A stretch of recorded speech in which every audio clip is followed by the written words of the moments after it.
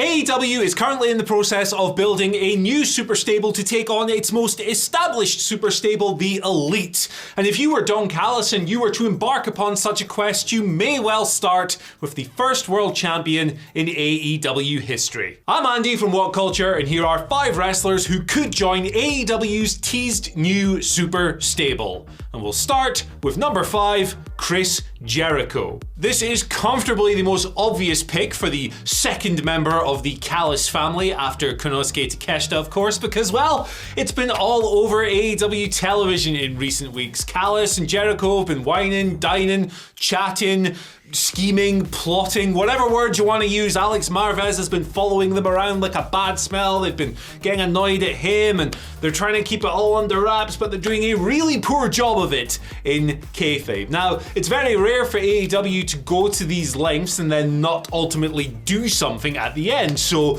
either we're getting some kind of swerve and Jericho's going to go, nah, Don Callis, I don't like you after all, or he's going to be the next member of the Callis family. And that's why he's here on this list. And there are all kinds of threads that would tie this thing together. There's the shared history of Callis and Jericho, which has been leaned into rather heavily on television. There's stuff with the Jericho Appreciation Society. Jake Hager and his silly hat have already voiced their displeasure at what's been going on, and there's potential breakups within that group that you could toy with and build future storylines from as well. And then, of course, it just fits the way Jericho has been presented throughout his run with AEW. He has always been at the forefront of one of, if not the top heel units in the promotion, from the Inner Circle through to the Jericho Appreciation Society. So if you're building a new one, the Callis family, that's going to be right up there warring with the Elite, why wouldn't Jericho be involved? But on top of all of that, you could go down the lines of Jericho at this stage of his career and his frankly immaculate injury record. I mean, seriously, the guy's like Lazarus. When he does get hurt, he's back the very next week.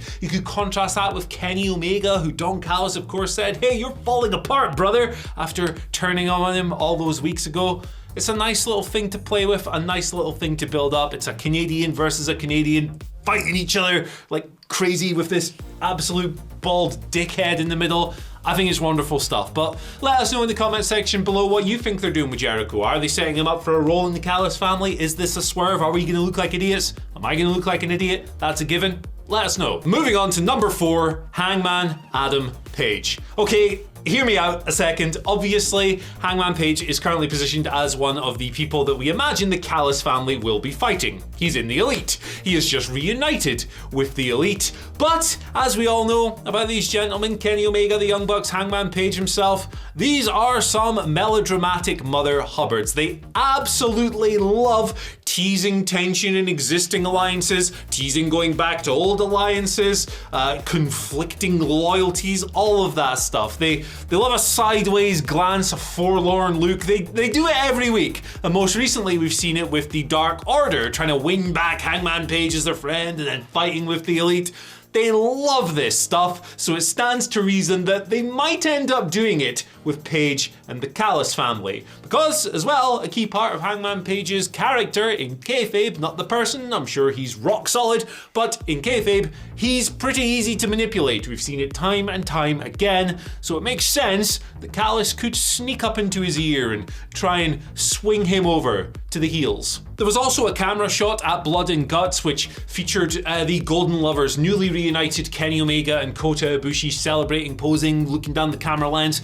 Hangman Page looking a bit upset in the background. Was that leading to something, or was it just a little red herring? I'm sure we'll find out over the coming weeks. There's also the aspect of heel Hangman Page. We've never really seen that before, and it could be something really cool to give his character a new jolt back up the card.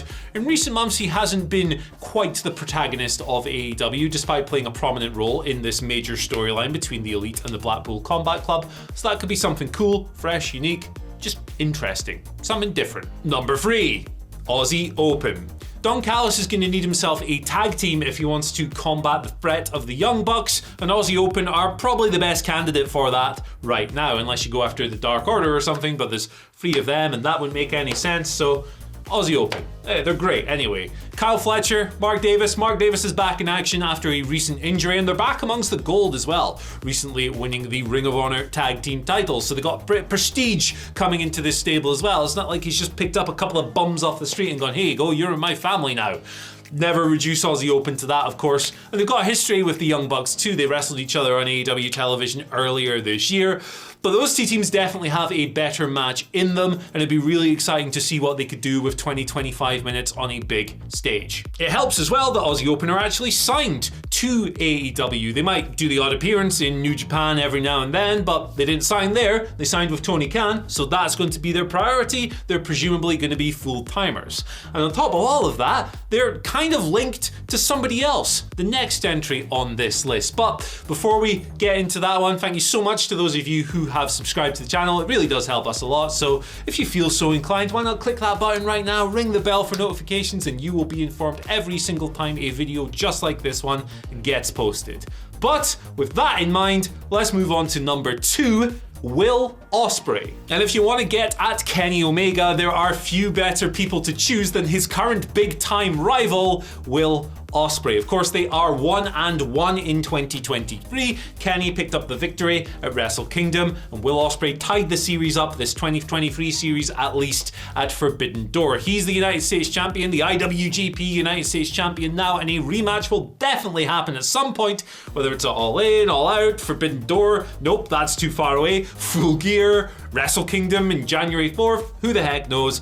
It's definitely going to happen, and by that point, I reckon that Big Billy is going to be tied up in the Callis family. It makes sense that a worm like Callis would go straight to somebody who already wants to kick Kenny's head in for his stable. The motivations are perfectly aligned, and besides, on the night that Don turned on Kenny, he jumped onto Twitter, edited his bio, and put the word bruv in there, knowing that nerds like us would look it up, notice it, and go, oh my god, he's teasing Will Ospreay. That's exactly what he was doing, and it makes perfect sense now for them to link up. On top of all of this, Ospreay is already established in a unit with Aussie Open as part of United Empire over in New Japan. So there's your established trio. It's a perfect combination for whatever elite team you want to face. They've got chemistry, they've got relationships, all of that stuff. It's really quite perfect in a lot of ways. And obviously it helps that Will Ospreay is probably one of the best in-ring wrestlers of all time. Best in the world right now. That's a debate for the comment section. Fire in. Honestly, it just makes so much sense to put Ospreay in this super stable. Almost too much sense, to the point where maybe it's actually a little bit obvious. But that's one thing you cannot say about our next and final member of the super stable. Number 1, Goldberg. Yes, Goldberg. Now, let's run through this, okay? Goldberg, people have their reasons for not liking Goldberg. I get it, 100%, and I'm not gonna sit here and list them all because we know what they are at this point. But you can't tell me that Goldberg in this role wouldn't be a heck of a lot of fun. Let me explain. AEW fans are not predisposed to enjoy wrestlers like Goldberg, who are in their mid-50s, best days long behind them, could only ever do a couple of moves in his heyday anyway. They're gonna give this guy heat no matter what he does in the promotion. So can you imagine the looming threat of Goldberg potentially beating a Matt Jackson, a Nick Jackson, a Hangman Page, a Kenny Omega? You imagine the sheer terror, the dread in the audience of something like that happening, the sheer frothing rage that would come out online if something like that were to go down. That would be incredibly dramatic, and frankly, I think AEW would be a little bit silly if they didn't play that up. Besides, Goldberg versus Kenny Omega would probably rule. I mean, it doesn't need to be any longer than like 4 or 5 minutes. It probably couldn't be any longer than that short length of time, to be perfectly fair, but it'd be a lot of fun, man. If there's one guy who's gonna get any juice out of the Goldberg fruit, that's a weird phrase, in 2023, it's going to be the most creative in-ring mind in the business. It's going to be Kenny Omega. And he doesn't even really need to do all that much other than wrestle around Goldberg and his 2 moves and make it look really good. He would do a great job, and it'd be a lot of fun. Now, obviously, you have to be careful with the booking. You don't want to sour the crowd completely. And yes, ultimately, that does mean Goldberg has to lose. He can't pin Kenny Omega, for goodness sake. Kenny would probably be up for it, though. He's a team player and all of that. You just got to be a little bit careful. You don't want to turn people away, but it could be a lot of fun if you use him to the right role, in the right role, I should say. And besides, Don Callis going for this old sports entertainment dude as like the ultimate weapon, bringing in this ultimate outsider who doesn't really fit in this promotion at all. That fits the whole thing. They're heels, they're villains. You're not supposed to like them, and you probably wouldn't like Goldberg hanging around in AEW, but that's it. That's the video. Let's see how this stable starts panning out. Dynamite's tonight. Maybe they'll add a member or two to join Takeshita. Who the heck knows? Thank you for joining me. You're going to enjoy this video. If you enjoyed this one, click on it, check it out, and I'll see you later.